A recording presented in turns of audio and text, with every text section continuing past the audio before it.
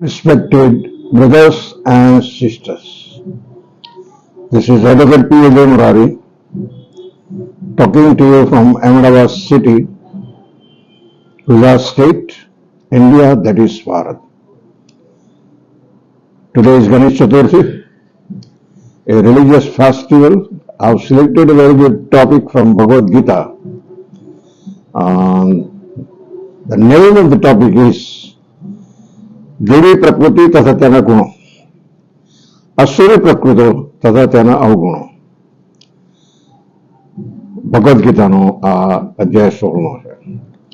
પૂર્ણ પુરુષોત્તમ પરમેશ્વર શ્રી કૃષ્ણ ભરત પુત્ર અર્જુનને દેવી પ્રકૃતિ વાળા દેવ તુલ્ય પુરુષોમાં જે ગુણો હોય છે તે કઈ સંભળાયા.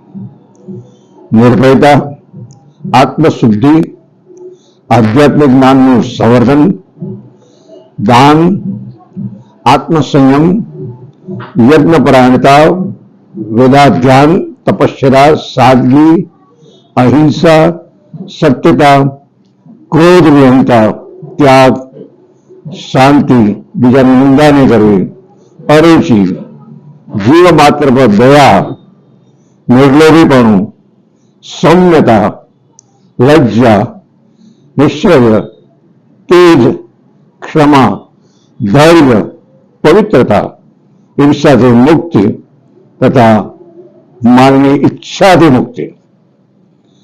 આ દેવી ગુણો છે. દેવી વાતાવરણમાં સંતાન પેદા કરવાને વૈદિક શાસ્ત્રોમાં ગર્ભધાન સંસ્કાર કહે છે. જો માતા પિતા ઈચ્છતા હોય કે દિવ્ય ગુણો ધરાવતા સંતાન જન્મે તો તેમને સામાન્ય જીવનમાં મનુષ્ય માટે નિર્દિષ્ટ નિયમોનું પાલન કરવું જોઈએ, જેથી કૂતરા બિલાડીની જેમ સંતતિ પેદા થાય નહીં. ઉત્તમ સંતાન ઉત્પન્ન કરવા માટેનું જાતીય જીવન સ્વયં કૃષ્ણ છે.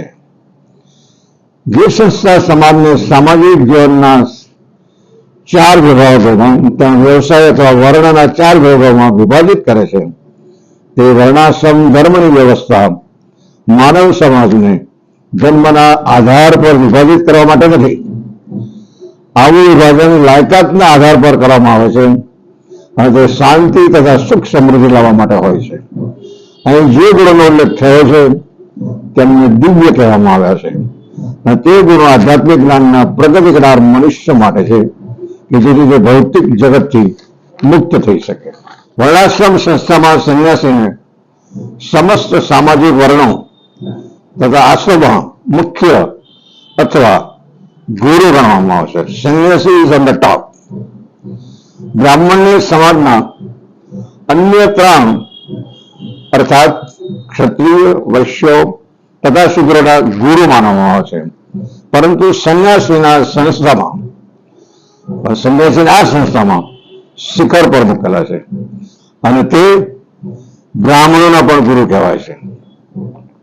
સંન્યાસી માટે નિર્ભયતા એક પ્રથમ યોગ્યતા હોવી જોઈએ. સંન્યાસીને કોઈ મદદ વિના અથવા મદદની બાંહેધરી વિના અથવા તો મદદની અપેક્ષા રાખે વિના એકાંશી રહેવાનું હોય છે.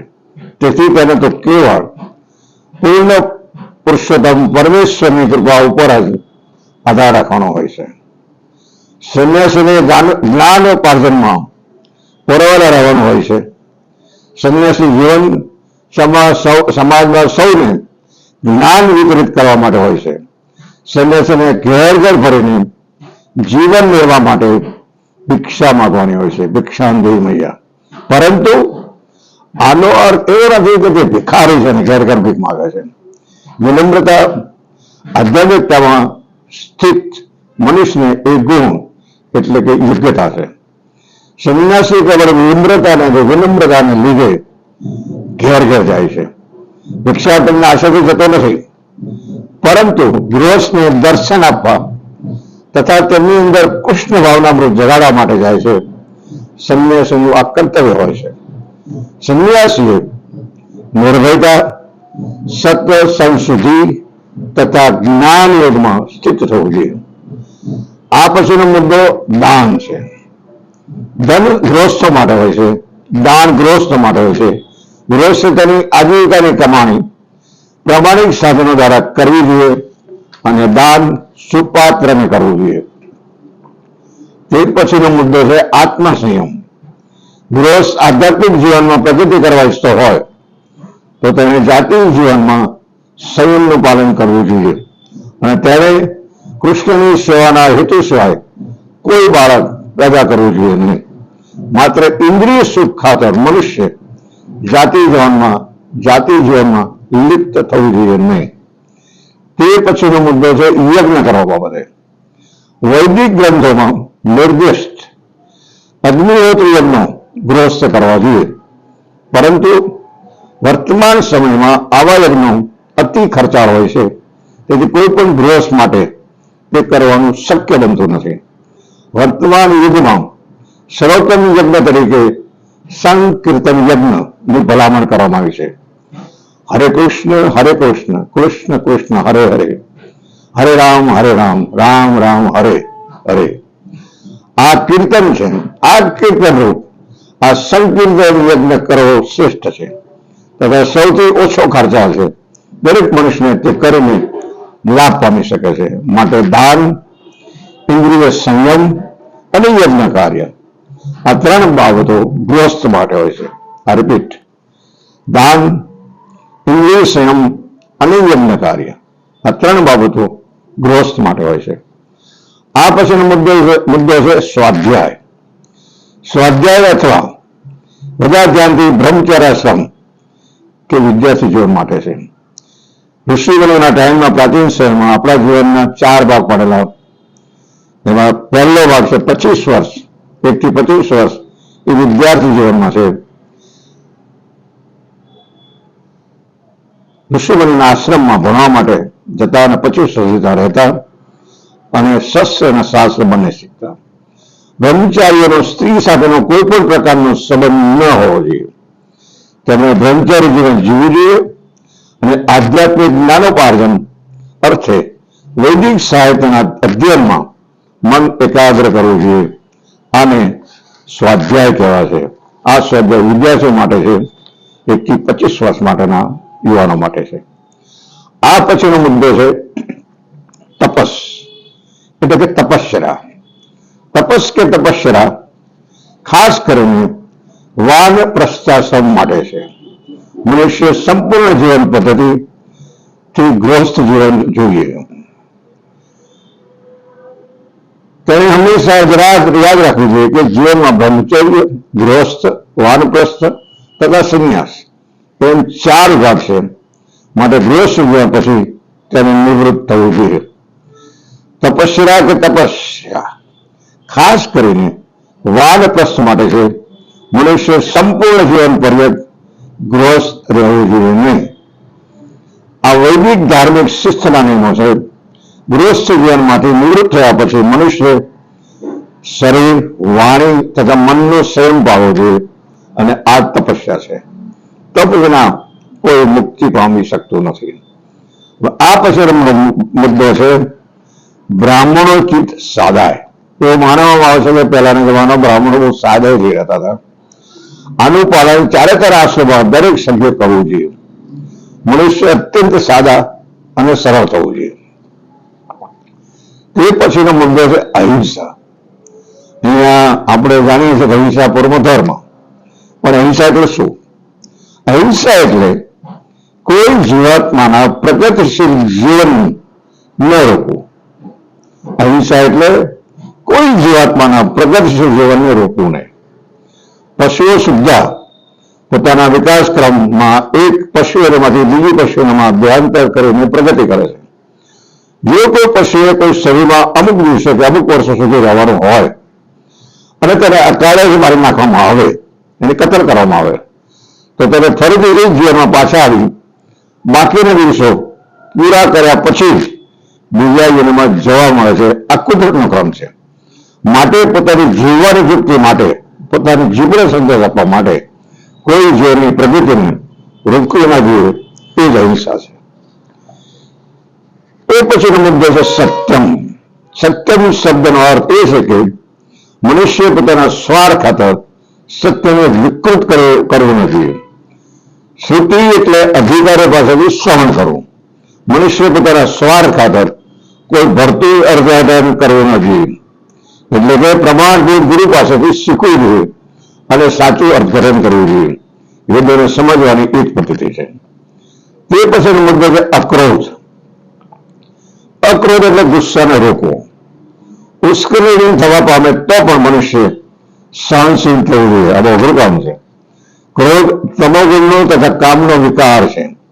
માટે અધ્યાત્મવાદીએ ક્રોધ પર નિયંત્રણ રાખવું જોઈએ. બીજાના દોષો કાઢવા જોઈએ નહીં. એટલે કે મનુષ્ય લજ્જાશીલ થવું જોઈએ અને કોઈ ઘૃણાસ્પદ કામ કરવું ન જોઈએ. અચાપલમ અથવા નિશ્ચયાત્મકતાનો અર્થ એ છે કે મનુષ્ય અમુક પ્રયાસમાં ક્ષુબ્ધ કે નિરાશ ન થવું જોઈએ. આપણે કોઈ પણ કાર્ય કરીએ તો એમાં સફળતા ન પણ મળે તેથી નિરાશ ન થવું જોઈએ. કોઈ પ્રયાસમાં નિષ્ફળતા મળે છતાં મનુષ્ય તે બદલ ખિન્ન થવું જોઈએ નહીં. તેને ધૈર્ય તથા નિશ્ચયપૂર્વક પ્રગતિ કરવી જોઈએ. Don't be afraid of failures. Try again, try again, try again till you succeed. તે પછીનો મુદ્દો છે તેજસ. તેજસ શબ્દ ક્ષત્રિય માટે છે. ક્ષત્રિય બળવાન હોવા જોઈએ કે જેથી તેઓ નિર્બળનું રક્ષણ કરી શકે. તેમણે અહિંસાઓનો દોર કરવો જોઈએ નહીં. હિંસાની જરૂર હોય ત્યાં તે બતાવવી જોઈએ. તેને સામાન્ય નજીક અપરાધોને ક્ષમા કરવા જોઈએ. તે પછીનો મુદ્દો છે પવિત્રતા. પવિત્રતા કેવળ મન તથા શરીરની જ નહીં પરંતુ આચરણમાં પવિત્રતા હોવી જોઈએ. આ તમામ દિવ્ય ગુણો છે. તેમનું પાલન કરવાથી જીવનમાં અનુસરવાથી આધ્યાત્મિક સાક્ષાત્કારની સર્વોચ્ચ ભૂમિકા સુધી પહોંચી શકાય છે. એટલે કે મોક્ષ તરફ લઈ જાય છે. હવે આપણે આસુર પ્રકૃતિવાળા માણસોને ગુણો જોઈએ, અવગણો જોઈએ. શ્રી કૃષ્ણ ભગવાન અર્જુનને કહે છે કે હે પાર્થ, દંભ, દર્પ, અભિમાન, ક્રોધ, કઠોરતા તથા જ્ઞાન આ આસુરી પ્રકૃતિવાળા માણસોના ગુણો કે અવગુણો જે કહે છે. આ ગુણો નરકમાં જવાનો રાજમાર્ગ છે. તે માતાના ઘરમાં હોય ત્યારથી આવા આસુરી ગુણો ધરાવતા હોય છે અને જેમ જેમ તેઓ મોટા થતા જાય છે તેમ તેમ આ ગુણો પ્રગટ થતા જાય છે. દિવ્ય ગુણો મોક્ષ તરફ લઈ જાય છે. આસુરી ગુણો બંધનકારક હોય છે. આસુરી ગુણો બંધનકારક હોય છે. જે લોકો આસુરી હોય છે તેઓ જાણતા નથી કે શું કરવું જોઈએ અને શું ન કરવું જોઈએ. તેઓમાં નથી પવિત્રતા, નથી યોગ્ય આચરણ કે નથી સત્ય જોવા મળતું. દરેક સભ્ય માનવ સમાજમાં આપણે જોઈએ છીએ, સભ્ય માનવ સમાજમાં અમુક આચાર સંહિતા હોય છે. એ પ્રમાણે જીવન જીવવાનું હોય છે કે જેનું પાલન શરૂઆતથી થાય છે. આર્યો એટલે કે હિન્દુઓ આપણે સભ્યતાને વરેલા છે તથા અત્યંત સુસંસ્કૃત લોકો તરીકે પ્રસિદ્ધ છીએ.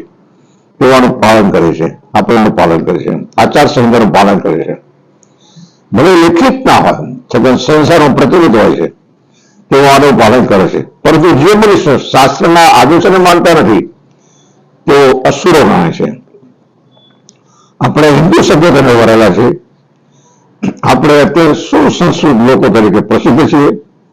હિન્દુ સમાજમાં આચાર સંહિતા તે દરેક હિન્દુ જીવન જુએ છે, એટલું જ જુએ છે. માટે કહેવાય છે કે હિન્દુ એ જીવન શૈલી છે.